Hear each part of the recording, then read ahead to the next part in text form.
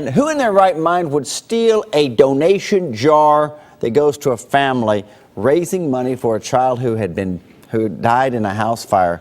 Well, a guy named Aaron Gooch, apparently, and happening right now. Police are looking for Gooch. News Channel 5's Dan Kennedy is live in Dixon where this theft happened. This is about the lowest kind of crime, especially given the fact that this money was being raised for this family who lost a daughter.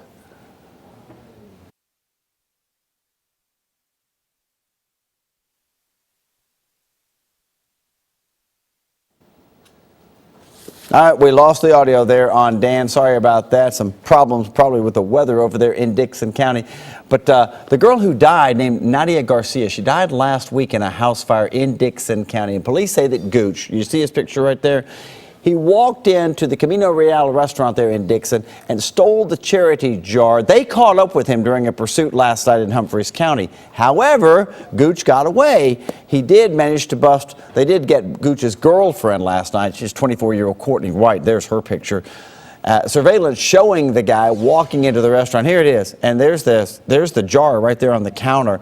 Last night, detectives recovered about $220 of that stolen donation money. Police say they found it in the purse of the girlfriend who was arrested. But about $2,000, Dan found out earlier this morning, about $2,000 still missing, and the suspect still on the run. He's evaded police now in Dixon, Humphreys, and Benton counties. And this morning, he may be on foot in Dixon County. So if you're in that area, be on the lookout. Aaron Gooch is that guy's name. They want him back behind bars. New this morning, a man is behind bars for vandalizing a halfway house and assaulting an officer over in West Nashville. Happened at the Lighthouse Ministries on 40th Avenue North. Officers say that Brandon Case broke windows and damaged property inside that building. Then he assaulted an officer who was trying to take him into custody. Case is facing several charges right now. New charges against the man accused of kidnapping that little girl over in East Tennessee back in May. Remember, this guy, Gary Simpson, claimed that her family was abusing her, so that's why he abducted her. Well, now get this. He's charged with 2 counts of rape of a child and 3 counts of aggravated sexual battery. Simpson is still behind bars in Hawkins County, where a search team found him and that 9-year-old little girl a week after she disappeared. He's being held on a $1 million bond. New development now out of Chattanooga. A 3rd lawsuit has been filed following that deadly school bus crash there. The Times Free Press reporting that one of the mothers of one of the hurt children in the crash is suing the bus company, Durham, and also the driver, Jonthany Walker. 6 kids from Woodmore Elementary School died last month when their school bus hit a pole and then overturned. Police say that driver was speeding and lost control. He was on a route that he wasn't even supposed to be on. Walker is now facing 6 counts of vehicular homicide. Speaking of school bus crashes, today Metro Council members will be taking up a resolution requiring seatbelts on Metro Nashville school buses. It's in response, of course, to the Chattanooga crash.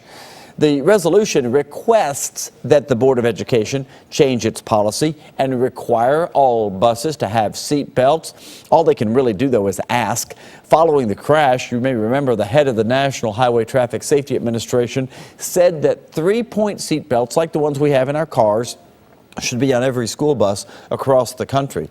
We're going to have the latest on this new resolution tonight at News Channel 5 at 10 o'clock and basically outline whether or not the thing has any teeth or not.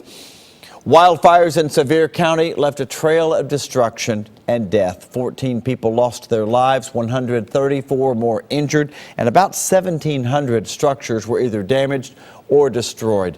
More people were finally able to get back into Gatlinburg yesterday to see what's left of their homes and businesses. Only people who live or work there are allowed right now. Many were met with a very sad scene. Cars and cabins unrecognizable. Downtown businesses now are cleaning up, getting ready for the city to reopen to the public, they think by Friday.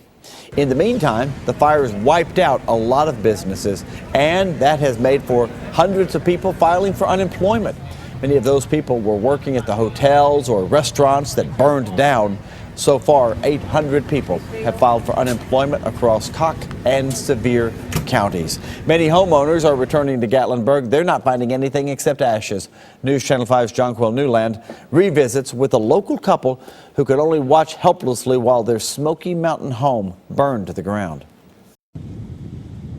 1 week after wildfires killed more than a dozen, destroyed some 1,500 homes and businesses, and decimated thousands of acres of forest, Chris Allen is back at home after surveying the damage himself. It was an emotional day, seeing Gatlinburg the way it was. He and his wife Sarah headed east the day the city opened to property owners. We were sort of hoping maybe we were wrong, that there would be something left. On Monday night, they watched from hundreds of miles away as security cameras captured the fire engulf one of their two homes. I think, what if we had been there? I hear the stories about people barely escaping with their lives. See those embers blown around. Stories like his neighbors, who credits a phone call from Chris, who was watching his home burn, for sounding the alarm. He said that the phone call that he received from me 300 miles away was his only warning to get out of Gatlinburg. Is that one of our chairs? On their way back to Gatlinburg, the Allens hoped for the best, but prepared for the worst. As we went around the corner, my wife looked at me and she said, "Oh my gosh, there's nothing." Allen captured these videos at their two properties. The fire consumed both of them and left nothing but the foundation behind. The wind fanned those flames and it just pretty much cleaned up after itself. There wasn't even that much ash. One cabin on the entire mountain survived, and it's that one right there below us. While assessing the damage, he noticed how the fire seemed to skip from one house to the next, as if to pick and choose its victims. And all these cabins are gone. You would have a house that was completely untouched, and then you have a house right next to it that was burned to the ground. Well, what a sad scene there. That was Jonquil Newland reporting. The Allens do plan to rebuild in the same location, and they tell us many of their neighbors plan to do the same thing. Right now, however, their thoughts are with those families that lost their loved ones in the fire.